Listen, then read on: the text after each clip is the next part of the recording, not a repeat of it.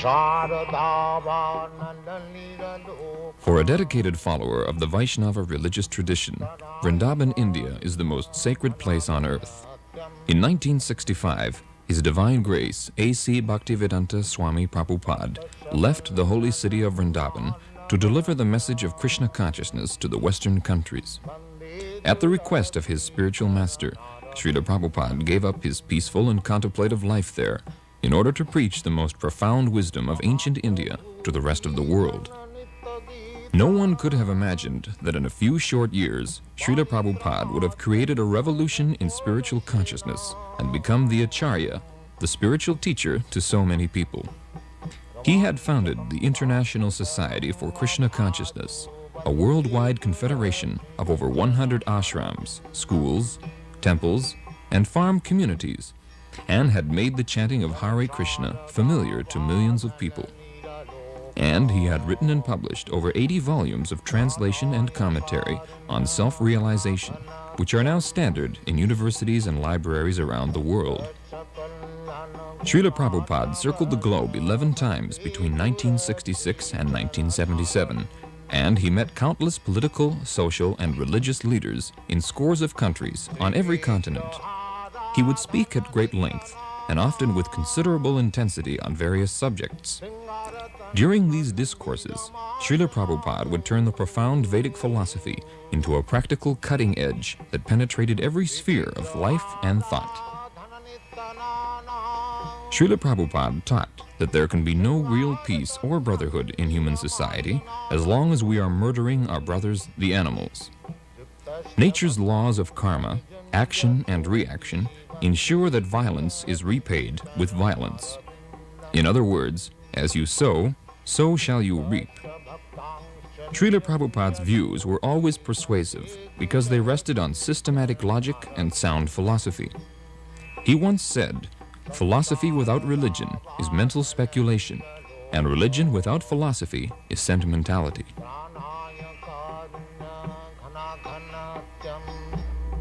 By example, it is necessary pour la nourriture, food. Oui, for the food of man to eat. To eat. Man can eat grains, food grains, fruits, milk, sugar, wheat. Not pas de chair, pas de No flesh. No flesh. No. Why?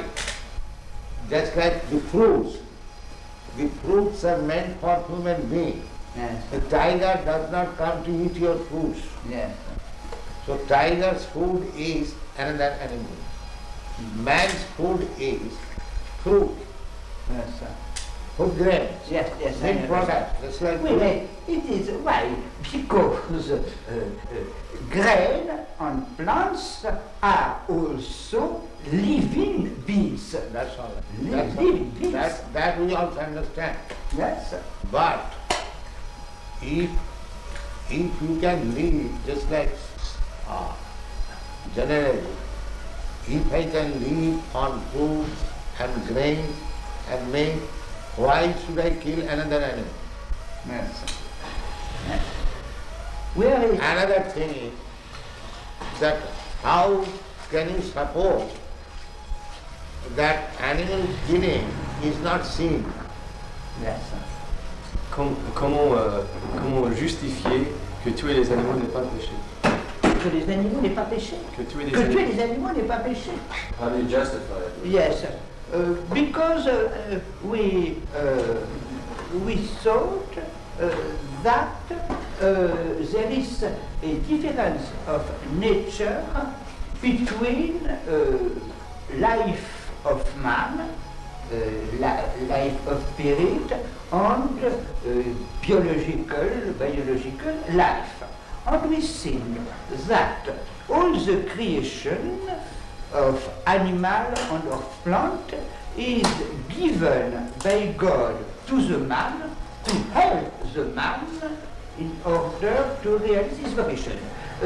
Himself, Your Grace, said that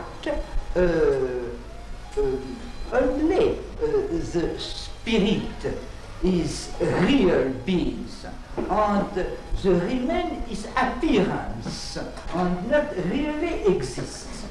And we think so. We think that animals, plants, are not real beings, are world of appearance, and that a human person only is real being. And that, in this sense, the material world is without importance. Now, I follow. Suppose you are living in this house. Yes. So, you are not this house. That's a fact. Yes, yes. But if I come and break your house, Yes. is it not inconvenience for you? Yes, surely. Surely it is inconvenient. So if I cause inconvenience unto you, Yes. is it not criminal? It is inconvenient to me, but is... No. If I cause some inconvenience to you, Yes. is it not criminal? Is it not sinful? I think if there is a serious reason, it is not the destruction of the spiritual man itself. By example, it is perfectly possible to use of the reality of the material world, of the natural world, to the valuable finality of human vocation. We think that the question is a question of motivation. It could exist bad reason to kill an animal. But if the killing of animal is to give food to children, men, women, oui, ont faim, qui ont faim. Actually, Hungry. Who are hungry, it is legitimate. We have, it is difficult to admit that in India, comment dit-on, les vaches. the cows. Oui, cows. No, sir. It is not permitted to kill Cow. a cow to give to children who are hungry But from any other consideration, cow's milk we drink. Yes? Therefore she is mother. Yes. Is it not? Elle dit qu'on boit le lait Oui. des vaches et donc elle est notre mère, n'est-ce pas? Oui, yes, surely. But According to yes, Vedic version, yes. we have got 7 mothers. Ado Mata, the original mother. Yes, Guru Patni, yes, wife of the master, spiritual master. yes. Can you understand? Et il dit que selon la vision védique, il existe 7 mères Yes, pour yes, pour yes, l'être yes, humain. yes. D'abord, la mère maternelle, Oui. naturelle. Ado Mata, Guru Patni, Brahmani, Yes. the wife of the priest, Troisièmement, Oui. Rajapatnika, Yes, the wife of king, yes. the queen. Oui. 4. Adu Mata, Guru Patni, Brahmani, Rajapatnika. Dhenu means cow. Yes. Dhenu Dhatri means nurse. Tatha Prithvi means earth. These are 7 mothers. Yes, yes. So, cow is mother because we drink milk, cow's milk. Yes, yes. How can I deny that she is not mother? Yes. So how we can support killing of mother? Yes. Yes, it is a motive, but we see that Therefore, in India, those who are meat eaters, their advice, that is also under restriction. Advice to kill some lower animals, Yes. like goats, even up to buffalo. But cow killing is the greatest sin. Yes. I know this. I know this. It is for us, enfin, a difficulty. Yes, because cow is mother. Yes, it is that. You take the milk from the mother, Yes. and so when she is old, she cannot give you milk. Therefore, she should be killed. Yes. Is that very good proposal? Est-ce que c'est une bonne proposition que quand la vache devient trop vieille pour donner du lait, on la tue? Oui. He says yes. He says yes, it is a good proposition. If the men are hungry, it is the life of men is more important than the life of cow. Therefore, because we are propagating this Krishna consciousness, Yes. we ask people to not to eat meat, any kind. Yes. But if under certain circumstances you are obliged to eat meat, Yes. eat the flesh of some lower animals. Yes. Don't kill cows. It is the greatest sin. Yes. And so long one will be sinful, he will not be able to understand Yes. what is God. Yes. But human being, main business is to understand God Yes. and to love Him. Yes. But if he remains sinful, neither he can understand God Yes. and what is the question of loving Him. Yes. Therefore, at least from the human society, Yes. this cruel maintenance of slaughterhouses Yes. must be stopped.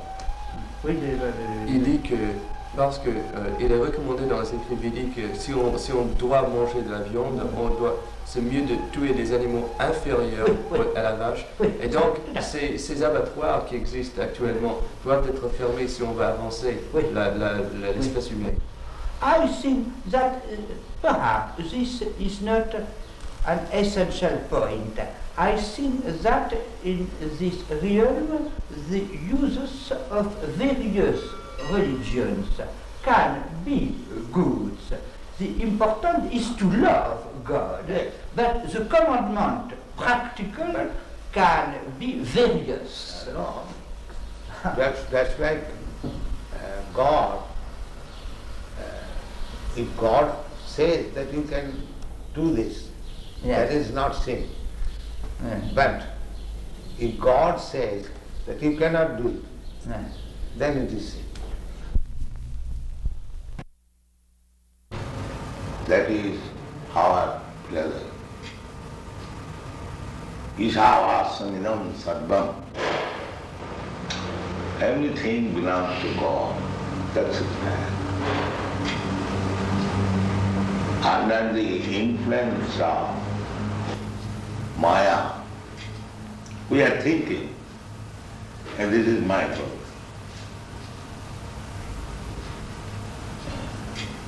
Just like, suppose this cushion, where from the wood has come? Has anybody produced wood? Who has produced? It is God's property. Is it not? You are a barrister, you can judge better. That was the argument he used. No, it wasn't quite like that. Originally everything belongs to God. So why you are claiming it is my fault? One must know the property is Father. That is the real knowledge. Now, whatever Father has given me, I will use it. Why shall I encroach upon my other brother, which he has got from his father? This is good sense. Why shall I fight with my other brother? My father has given him this property to him, so let him use that. And whatever he has given me, let me use it.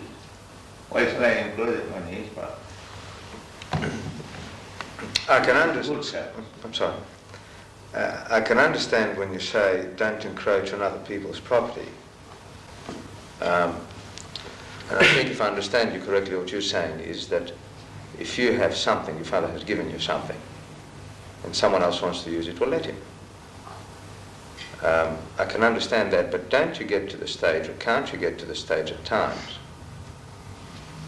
that for some reason or other, you don't want him to use it? We are believing that everything belongs to God. If someone else does not believe in that concept and tries to use what we're That using, is wrong. That I say. That is a wrong concept. Well, how do you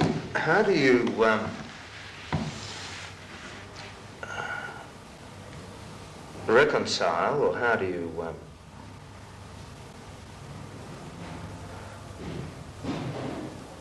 work out a situation? If everything belongs to God, we have to run society. But you don't forget that everything belongs to God. Because you have to run society, it does not mean that you forget the real thing. Look, so I really don't object to that idea at all. But the thing is that the system we're working within has got different concepts. You should be rectified. We should be sorry? Rectified. Rectify. the system should be rectified. First thing is that everyone should be convinced or understand clearly that everything belongs to God. But they have no conception of God. That is the whole human society at the present moment. Majority, they are godless, especially the communists. They don't acknowledge the scientists, the philosophers, the scholars, all godless. But you can't say that scientists are working in Yes, a way yes, that yes. is opposite to God's will. Oh yes, I have met many scientists. They say that we shall solve everything by scientific advancement. We have done already. They say like, But just because they that's are... like there is a big theory, chemical theory, one big scientist, big or small, whatever he may be. He has got a Nobel Prize. It's medium-sized. Huh? It's medium-sized. Yeah. He is making the theory, the life has come from chemical, by chemical coming. Chemical evolution. Darwin's theory is also that. This is the big scientists. They are so full that life has come from matter. Where is the proof? It's not a He very was good... lecturing in California University, and there was one student, his mind discovered. He challenged him that he to get the chemicals, whether he can manufacture life. That answer was, that I cannot say. Why? You are putting this theory that life has come from chemical. So science means observation and experiment. Now, experimentally prove, get the chemicals and produce a life. They're trying. And that is another business. When you are trying to be a lawyer or barrister, that does not mean you are barrister. When you are a student of law, you cannot say that I am barrister or advocate. You cannot say. You are trying to be, that is another thing. Well, that's what they're trying. But while they are trying to be, they are taking the position of leader. That is the misleading. That is described in the Srimad Bhagavatam. Andhadatham dhairupuniyama. One blind man is trying to lead many other blind men. What is the use of such leading? But can't you have people doing good for the sake of goodness? He does not know what is good. But there are certain things. That's why I say blind. There are certain things which intrinsically are good. Real goodness is to understand God.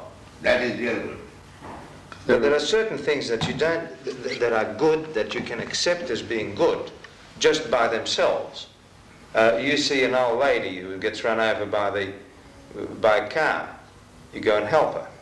Now, there are certain things that are good by themselves, I think, and that people will react and do the good thing, even though they mightn't have any concept of God. No. Unless you have got the real platform, how you can do good?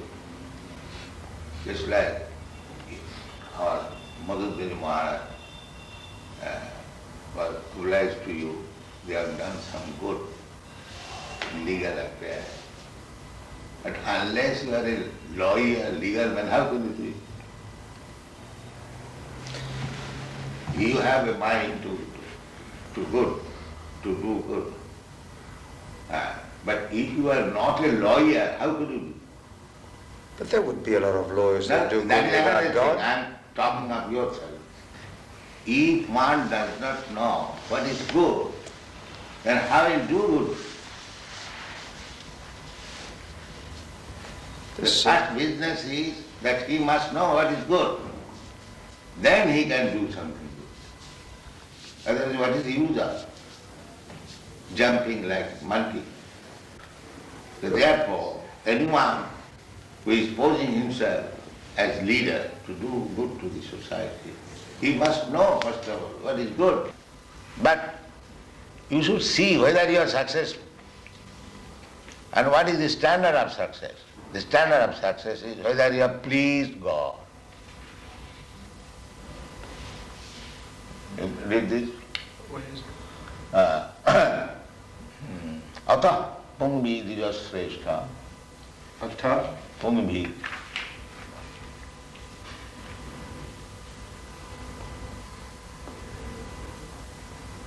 Atah pumbir dvijasreshta. Another one.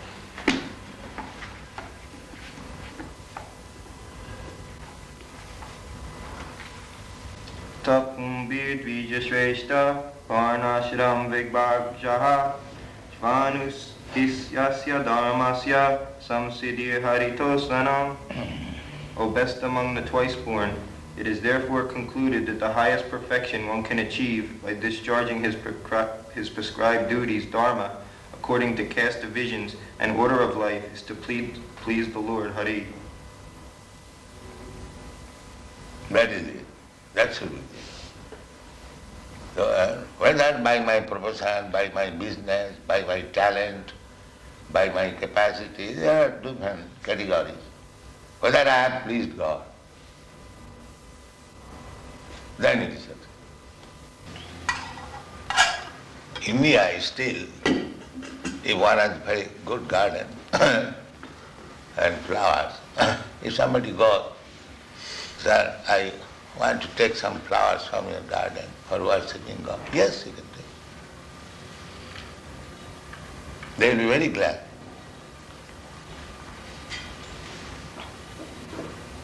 This man, his livelihood depended on those flowers, and I think his possessions were more important to him, unfortunately. It's a funny story. There's a funny follow-up to that one, and that is that the flowers were taken from two men that ran nurseries, and we had to go through an appeal finally to get home. But just before the appeal came on, the boys needed a glass house because they've got special plants, which you've got outside here. And they didn't know anything about glass houses, so they're driving around. And I said, well, let's go and find out something about glass houses. Oh, there's a nice nursery. So the car drives up, you see, and Devotee goes out, and he said, excuse me, sir, but we're interested in glass houses. He said, will you please get out of my land? Say nursery.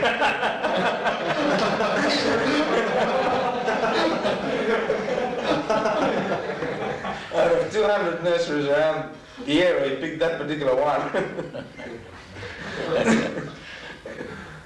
Jashasti bhakti bhagavati akinchana sarvai gunai tattva samasati sura harava bhaktasya kuto mahaduguna manorathena asato dhavatu vahi.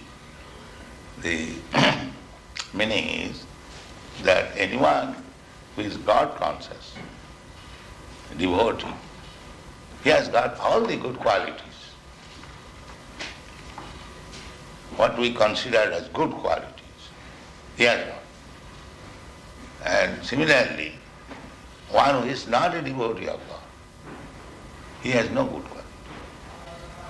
Because he will hover on the mental platform. There are different platforms. Bodily concept of life, general, and this body. Therefore, my business is to satisfy the senses. This is bodily concept of life. And others, they are thinking, I am not this body, I am mind. Well, they are going on mental speculation, like philosophers, thoughtful men. And above that, there is intelligent class of men practicing some yoga. And spiritual platform is above that. First bodily concept, gross, then mental, then intellectual, then spiritual. So this Krishna consciousness movement is on the spiritual platform, above body, mind and intelligence. But actually we should come to that platform because we are spirit soul. We are neither this body, nor this mind, nor this intelligence. So, one who is on the platform of spiritual consciousness, they have got everything. Intelligence, proper use of mind, proper use of the body. Everything is there. He must be at the same time, although he is hero, he must be generous. Just like Alexander the Great, perhaps you know the story, he arrested one thief. So when he was arrested and he was being judged by Alexander, the thief pleaded that what is the difference between you and me? You are a great thief, I am a small thief. So Alexander understood it and got him released. This is generosity. He must agree to the principle. Well, there's another one, the battle. Remember the big battle where the opposition, what was his name, was on the ground, and he said... Abhimanyu was surrounded by the Maharathis. There was no mercy then. So now Karna was objecting that you cannot shoot a man if he gets off his chariot. And Krishna said there was no mercy with Abhimanyu, so therefore there will be no mercy now. Tit for tat. But where was the generosity then? Now what that is happening? Tit for tat. Was that generosity? Huh? Was that, where was No. the generosity?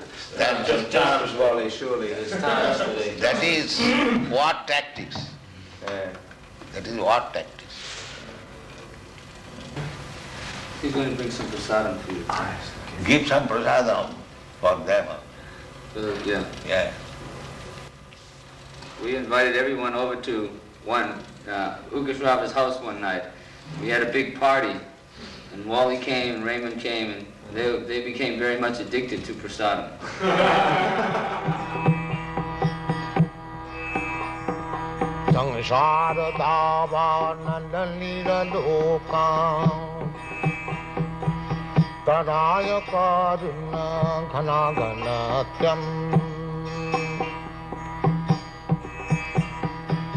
Praptasya kalana gunana vasha Bande Gura Sri Charanara Vindam